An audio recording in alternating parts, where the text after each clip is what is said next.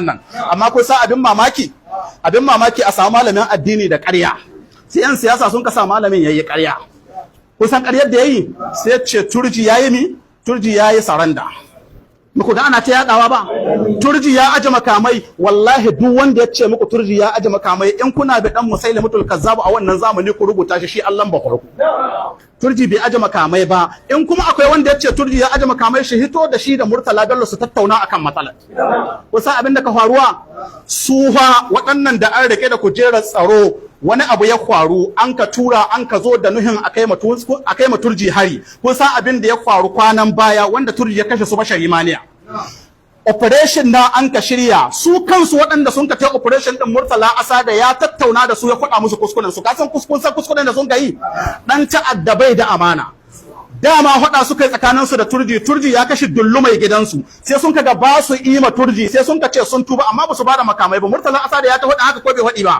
Shi marigayi bashari ma ne yana da kane uwarsu guda ubansu guda da ake kira dan mai gari shi yana can daji sai kwashi makamai ne ya bashi.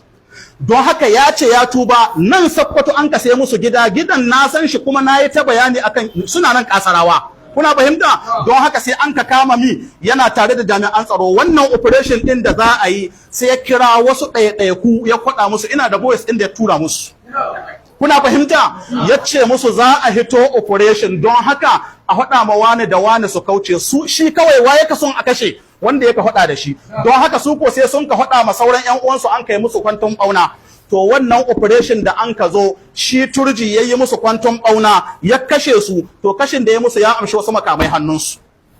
Kusan abin mamaki su malam Nuhu Ribado da shi wannan sanatar da kun ga mutane na rawar jiki kamar ƴan tauriwai an soke shi. Kusan abin da ya dame su makaman da turji ya amsa ga waɗannan mutanen. Shi yasa kun kaji ana haɗin waɗanda an kaba makamai na ƙwarai sun ka kasa balle ku wai a nuna muku ƴan ta'adda ƙarfi gare su ba a yi musu. Na rantsi da Allah ƙaryata akwai wani abu ƙarƙashin ƙasa don haka ana son a amso makaman sai an kai magana da turji za a turo mai shi na an ka zo zuwan farko da sun kai an ka tallabe su an ka tahi da su har wurin turji bayan an zo an ka tattauna da shi ya ɗauki bindiga guda cikin bindigogin da an ka amsa da su bashari maniya wanda suka azawa ga mota ya kwara basuwa irin da ga an nuna wai amma sai ga malamin addini wai an tattauna da turji wai cikin condition din da an ka basuwa har ya fara bada makamai ne akwai makaryaci irin wannan to su baka abin da za su baka. Kuna fahimta? Don haka makaman su bashari maniya da sauran jami'an tsaron da an ka zo turji ya kashe suna aka bida amsa suna an kai zuwan farko an kai zuwa na biyu babu maganan makaman turji sannan yanzu ku ji abin da ya faɗa.